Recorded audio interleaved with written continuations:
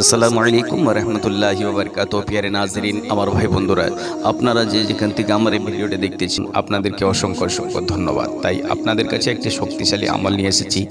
যে শক্তিশালী আমল করতে গেলে পরে আশা করি আপনি পরীক্ষায় পাস করবেন। যেমন হয়তো অনেক ছেলের বুদ্ধি ব্রেন ভালো আছে, ক্লাসের মধ্যে ফার্স্ট টু ফার্স্ট আছে, কিন্তু সে ফার্স্ট টু ফার্স্ট থেকে কি হবে, এখন পরীক্ষার যখন হলে গিয়ে বসে তখন দেখা যায় যে সেই ছেলেটার বা মেয়েটার কোনো মাথার বুদ্ধি নাই, হয়তো উড়ে গেছে বা ভয় লেগে আবার সে কিন্তু লিখতে পারে না। অনেকে ছেলে মেয়েরা বুদ্ধি ব্রেনে খুবই ভালো আছে, কিন্তু যখনই পরীক্ষার জায়গাতে গিয়ে পৌঁছে যায় কিন্তু তার মধ্যে থেকে মাথা থেকে সব কিছু উড়ে যায়।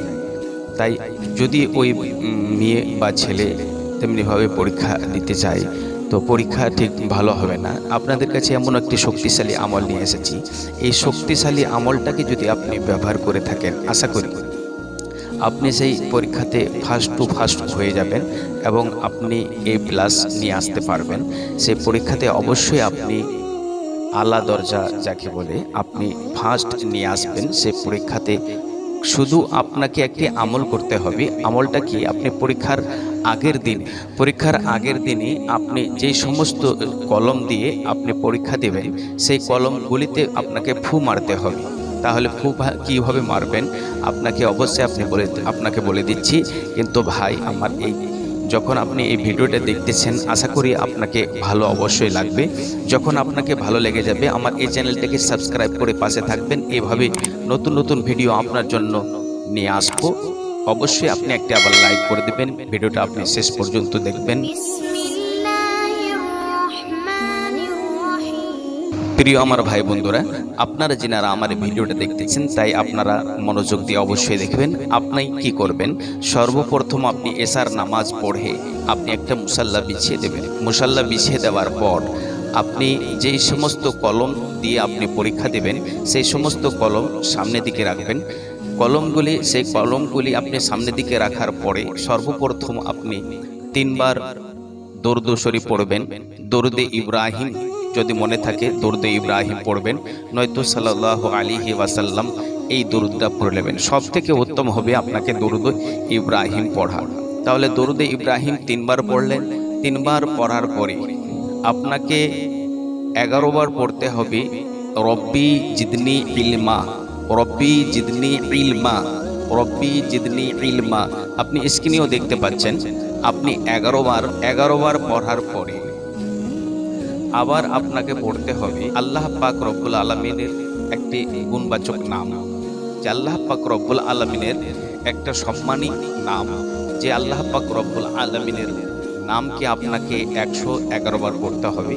আপনি পড়বেন ইয়া আলিমু, ইয়া আলিমু, ইয়া আলিমু, ইয়া আলিমু, ইয়া আলিমু।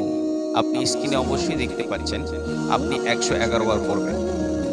111 বার পড়ার পরে আবার 3 বার দরুদ শরীফ পড়বেন। দরুদে ইব্রাহিম পড়বেন, নয়তো আপনি দরুদে ইব্রাহিম ছাড়া অন্য দরুদ পড়তে পারেন যেটা আপনার মনে আছে। তাই আপনি দরুদে ইব্রাহিম 3 বার পড়ে নিলেন। পড়ে নেওয়ার পর আপনি সেই কলমগুলি হাতের মধ্যে নিয়ে নিলেন। হাতের মধ্যে নিয়ে নেওয়ার পর আপনি বিসমিল্লাহির রহমানির রহিম বলে সেই কলমগুলিতে একবার ফু মেরে দিলেন। একবার ফু মেরে দেওয়ার পর আপনি সেই কলমগুলিকে যত্ন সহকারে রেখে দিলেন। যখন আপনি তারপরের দিন পরীক্ষা দিতে যাবেন সেই কলমগুলি সঙ্গে করে নিলেন। নিয়ে নেওয়ার পর যখন আপনি পরীক্ষা হলে গিয়ে ঢুকবেন তখন 3 বার আস্তে করে দরুদ শরীফ পড়বেন। দরুদ শরীফ সাল্লাল্লাহু আলাইহি ওয়াসাল্লাম পড়বেন, নয়তো আপনার যে দরুদ শরীফটা মনে আছে সেই দরুদ শরীফটা পড়বেন।